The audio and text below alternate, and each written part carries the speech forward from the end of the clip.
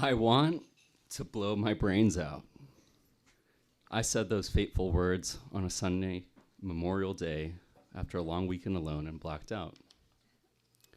I was holed up at home, recovering from a second intense surgery in the span of a year. 14 screws and 2 metal plates were extracted from my reassembled clavicle, which had shattered in 4 pieces following a bicycle crash a year and a half prior, which was also 5 days before my wedding. After the initial surgery to put in the scaffold to fix my collarbone, I turned 30 and finished my PhD in biomedical science, which was completely draining my life and any trace of joy. After 10 years of research, I could not bear the thought of spending another day in the lab. That and my marriage was totally in shambles. To say my plan for life had failed is an understatement. Depression held me captive, and I drowned in chemicals to escape. Seeking reprieve from our failing marriage and the black hole I had become, my wife left to visit a college friend at the start of the weekend. And once she closed the door, I was off to the races. I downed a beer to wash down some sedatives prescribed by my psychiatrist for my anxiety. I racked a line of what was likely a mix of coke, meth, and likely baby Tylenol. Then took a bong load, my own prescription for depression. Took a couple of shots and lit a cigarette and headed out the door. My next 48 hours, who I saw, where I went, what I ate, if I ate, are unknown. I only remember vomiting into a urinal. Monday afternoon, I was lying on the floor at my wife's feet. She stood in the doorway, suitcase in hand. I want to blow my brains out. I didn't actually want to die. I didn't even own a gun. I felt sick, confused, somewhere between shaking off anesthesia and as if my soul was leaking out of my body. My soul, it cried for medical help, begging for a surefire way to end the suffering. I want to blow my brains out. Help me. I want to blow my brains out. Horror struck my wife. She grabbed our dog and ran out the door. Please, please. I reached out and fell flat, twitching like a zombie and drooling on the wood. Repeated banging woke me up. I opened the door to find 2 cops there on a 5150. That's code to detain a person deemed a danger to themselves or others for 72 hours, typically in the psych ward. My best friend kept trying to reach me after my wife called to say I was going to kill myself. He called 911 after several attempts, worried I was dying. Since my breathalyzer read .42, I was taken straight to the emergency room. Most people lose consciousness at .3, and at .4 or higher almost guarantees a coma, heart attack, or death. When I woke up, I wasn't sure if I was dead or if I was hallucinating. Windowless, white walls and a paneled ceiling surrounded me.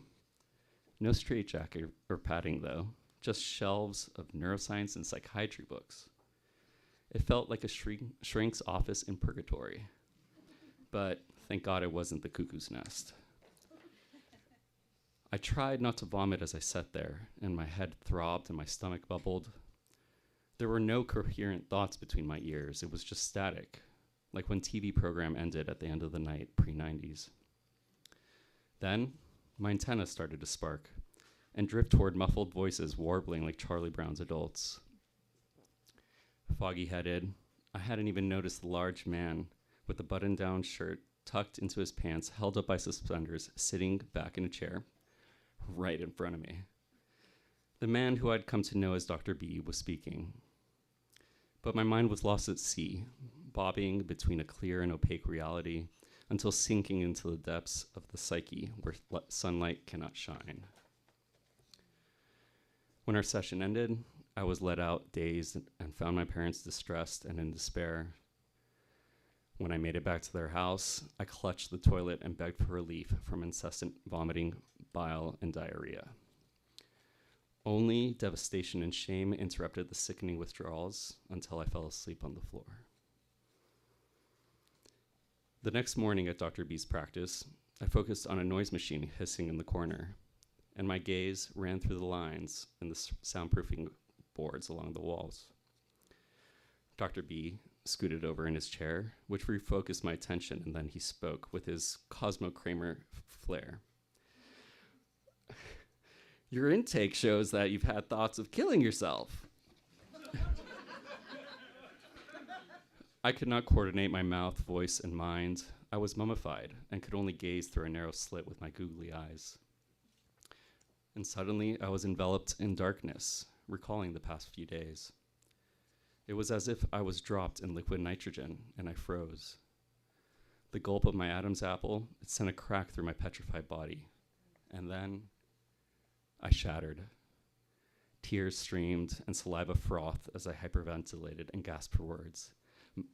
My wife, she left me. She left me. I sputtered and sobbed as Dr. B wheeled towards me in his chair. Jonathan.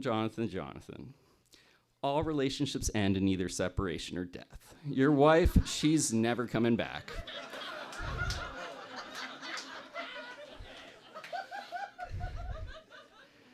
But it's sure a miracle you are alive. You know, Jonathan, I cannot stand treating alcoholics. I want to help, but there's nothing I can really do. What can I say, Jonathan? You're an alcoholic, and you're totally fucked. After 2 weeks of daily visits, Dr. B's office became my cocoon. My mind, it slowly returned. The first week, I spoke only in fragments, and in the second, I reached the occasional complete sentence. Every week, Dr. B asked if I had consumed, or every visit, Dr. B asked if I had consumed alcohol or had suicidal thoughts since my previous session, typically 24 hours earlier. Then we chatted and flipped through books he pulled from the wall. We examined the neuroscience of an alcoholic brain and psychology of 12-step programs. We compared charts of my brain activity with that of people in meditative trances and people thinking about God. An hour or so later, a nurse always knocked on the door, reminding him my patients were waiting. Being cared for by this zany doctor meant everything. For the first time in my life, I felt seen. For a month, new meds and abstinence from drugs and alcohol improved my physical health, but not my emotions. Without emotional anesthesia, each day apart from my wife and dog hurt more. As I faced my traumas, my introspection and emotional awakening caused even more suffering. There was my grandpa's suicide on my bar mitzvah. Then there were 4 days in a Mexican jail at 18. But the hardest thing to look at out of everything was the marriage I had been destroying from within. Our relationship began in college. We were young and in love, but my fear of abandonment repeatedly caused breakups. After all, you can't be left behind if you leave someone first. So, we always ended up back together again. A year of lab work and graduate school exams followed college, and when I got into a biomedical PhD program across the country, I saw an opportunity to finally end the relationship. But it didn't. Like some devilish trick, I learned her parents were moving to the same place I was headed. She insisted on us making the move together, and this voice in my head said it was worth the risk, arguing that her family would soften the blow of a potential future breakup. So, I bit. My PhD journey, it was plagued by stress, panic attacks, and crippling depression, which I treated with increasing alcohol and marijuana use. Numb limbs, sharp chest pain, and a fear of heart attack led to frequent urgent care visits. But tests for heart health found no culprits. The problem, it seemed, was not some physical tear in my body. It was my troubled mind. And except for the doctors, she was the only person I confided in about my struggles. And I loved her for that. She was the only safe place in my life. Indebted to her, the pressure of not having eloped had reached its max after nearly 5 years of living together. I didn't want to get married, but I didn't know what else to do. I ended up proposing spontaneously on a trip, and promised to overcome my mental health issues for her and myself. I started on meds, but after brain-targeting drugs caused suicidal thoughts, I stopped seeing the psychiatrist. To hide my drug and alcohol addiction, I lied to my therapist. Only each leg of my 15-mile, 1-hour bicycle commute between our apartment and the university brought me peace. I sought that tranquility and clarity on that monumental bike ride 5 days before my wedding. I often wonder if my subconscious turned the bicycle wheel just enough that day to change my path. Was there a tiny twitch that brought the front wheel to the side and jammed the bike, sending me over the handlebars and onto my right shoulder? Did something inside me that I was afraid to face cause me to crash days before my wedding, creating the initial schism that would split the marriage before I had the courage to do so? After about 2 months and over 50 sessions with Dr. B, a large manila envelope arrived at my parents' place that would halt any progress we had made. When I saw it, my heart sank. They were documents for divorce. Instantaneously, a switch flicked. Within seconds, I was searching my parents' house for hidden liquor and drinking everything with alcohol in sight. Mango tequila, peppermint schnapps, potato vodka, wine bottles, they were empty in minutes. And the lights in my mind went completely out. There was next a hazy, brief moment of lucidity. I saw frames of myself stumbling through Dr. B's office, slurring, slamming into walls.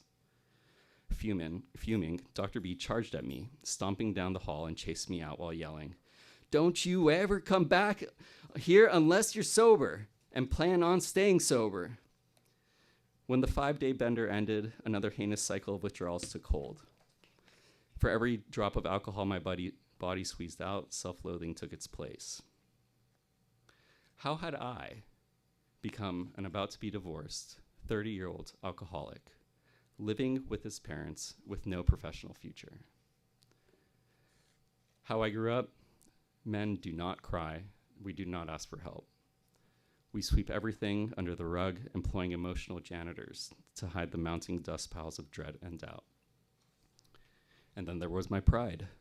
Having studied the brain and getting a PhD, surely I was smart enough to figure my way out of it. Yet no matter how smart I considered myself or how much neuroscience knowledge I had, I was inching towards being 6 feet underground. So I did the seemingly impossible. I surrendered, and I asked for help. That happened nearly 7 years ago. Today, I'm a divorcee and sober alcoholic, a label I've struggled to fight off from defining me.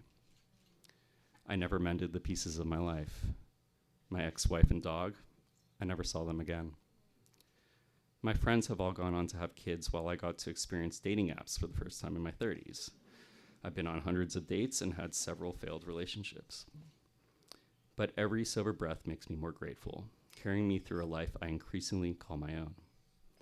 I face my demons and own my past to heal the void I used to fill with drugs and alcohol. And most of all, I've learned who I am and what I love. I never returned to the lab and became a science journalist. I've done 100-mile treks through the Himalayas and Andes, reaching peaks I thought I wasn't worthy enough to see. I used to wake up wanting to blot out my existence.